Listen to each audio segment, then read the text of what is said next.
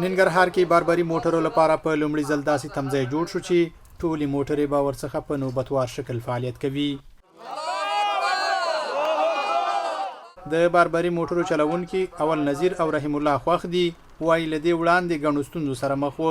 په خبره یې د دې تمځای په پرانیستو سره به ټول موټر په نوبتوار شکل پیرې ترسره کوي. موږ پخوا چې دلته کوم حالات تېر شو موږ د خپلو لاریو نه وو خبر. زموږ لارۍ به دغه کېدلې لکه زما به لارۍ به زما وه، روپۍ به پرې ما ورکړې وي، خو دا به تقسیم وي لکه 3 برخې به وي. یوه برخه به د اړې والا رانه اخیستې، یوه برخه به یې راله دغه ته ورکولې، مال والا له ورکولې، او لارۍ به زما وه. زه وایم ډېر ښایسته کار وشو. داسې کار هېڅکله نه دی شوی. په دې باندې ننګرهار کې غونډ ډریوران پرې خوشحاله دي. د زابل ولایت یم، پر دا لاین باندې مې خپل ټیلر ده چلومه. پخوا سلسلمونه کېدو، اوس لمبر جوړ شوی ده. موږ ډېر په خوشحاله یو. دا ټول موټرداره خوشحاله دي. هر سړي به 4-5 موټره درلودو، بارول به موږ به ولاړو. اول په دا تورخم کې اوس موږ خوشحاله یو.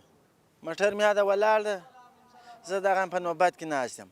سهار به خدای پاک نوبت فعاله کوي، زه کې ځم. د ننګرهار ځمکني ترانسپورت رئیس مفتي محمد زمان مزمل وایي دغه تمځای پرانیستو څخه یې موخه ترانسپورت برخه کې شفافیت، باربري موټرو ته د کار په برخه کې اسانتیا رامنځته کول او د امیر المؤمنین حفظه الله د حکم پر اساس باربري موټرو ته د بین الولایتي طرحې برابرول دي. هغه موټران چې د بهر نه راځي هغه به تر دغه ځای پورې راتلی شي، د دې نه اخوا به اجازه نه یا به بیرته واپس ځي. دلته به هغه داخلي موټران چې کوم دي هغوی به انتقالات کوي.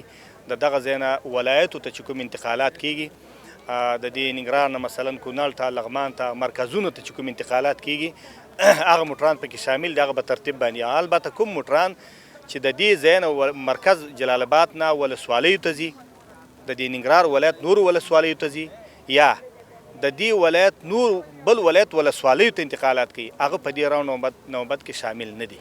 د یادونې ده چې دې سره به د باربري موټرو فعالیت منظم او کرایې به د ترانسپورت وزارت ضریب له مخې ټاکل کیږي.